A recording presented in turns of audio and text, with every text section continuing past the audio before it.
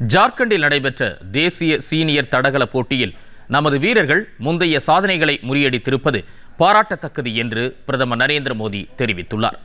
வெயிலின் தாக்கத்தில் இருந்து விடுபட மக்கள் அந்தந்த மாநிலங்களின் இயற்கையான பானங்களை அருந்துவதுடன் அரசின் அறிவுறுத்தல்களை பின்பற்ற வேண்டும் என்று அவர் கேட்டுக்கொண்டார்.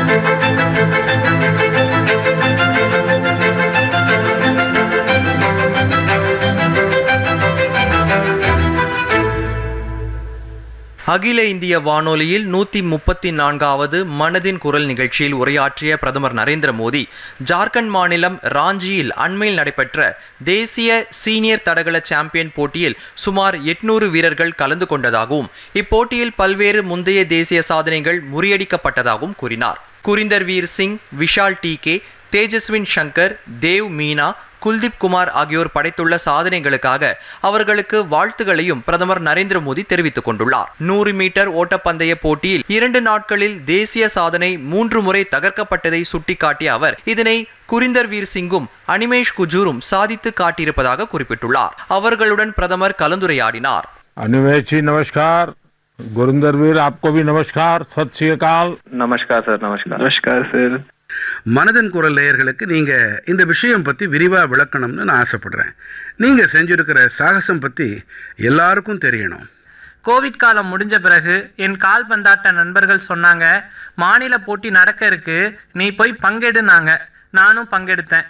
ஆனா எனக்கு தெரியாது அதுல இருந்து தான் தேசிய அளவுக்கு தேர்வு செய்யறாங்க அப்படிங்கிற விஷயம். நானும் தேசிய அளவுக்கு தேர்வு செய்யப்பட்டேன். இன்னைக்கு நான் சர்வதேச அளவுல இந்தியாவோட பிரதிநிதியா இருக்கேன். ஓ சரி குரிந்தர் வீர் அவர்களே, நீங்க எப்படி? உசைன் போல்ட்டோட உலக சாதனை முறியடிக்கப்பட்டதை பார்த்தேன். ஒரு வேடிக்கையான சம்பவம் எனக்கு நினைவுக்கு வருது. நான் டிவி பார்த்துட்டு இருந்தேன். எங்க அம்மா டிவி அணைச்சிட்டு, தம்பி படிக்கிற நேரமாச்சு போய் படினாங்க. அதுக்கு நான், என்ன இன்னைக்கு நீங்க டிவி பார்க்க விடல, ஒரு நாள் இல்ல ஒரு நாள் அதோ பாருங்க குரிந்தர் பந்தயத்துல ஓடிக்கிட்டு இருக்கான் பாருங்கன்னு காமிக்க தான் போறீங்க. அப்படியும் ஒரு நாள் வரும்னு சொன்னேன். இன்னைக்கு நான் களத்துல ஓடுறத எங்க அம்மா டிவியில பார்க்கையில எனக்கு ரொம்ப சந்தோஷமா இருக்கும். நாடு முழுவதும் தற்போது கடுமையான வெப்பம், அனல் காற்று நீடித்து வருவதாகவும் இந்த பருவ நிலைகளில் மக்கள் கவனமாக இருக்க வேண்டியது அவசியம் என்றும் பிரதமர் கேட்டுக்கொண்டார். அதிக அளவில் தண்ணீர் குடிப்பதுடன் வெயில் நேரத்தில் வெளியே செல்ல வேண்டியது இருந்தால் அரசின் வழிகாட்டு நெறிமுறைகளை கடைபிடிக்க வேண்டும் என்றும் அவர் அறிவுறுத்தியுள்ளார்.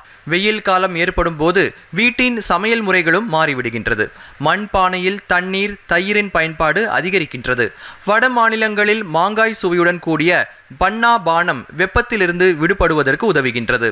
பஞ்சாப், ஹரியானா மாநிலங்களில் லஸ்ஸி, குஜராத், ராஜஸ்தானில் மோர், பீகார், ஜார்க்கண்ட், வடகிழக்கு மாநிலங்களில் சத்து சர்பத் ஆகியன வெப்ப காலத்திற்கான பானங்களாக பயன்படுத்தப்படுகின்றன.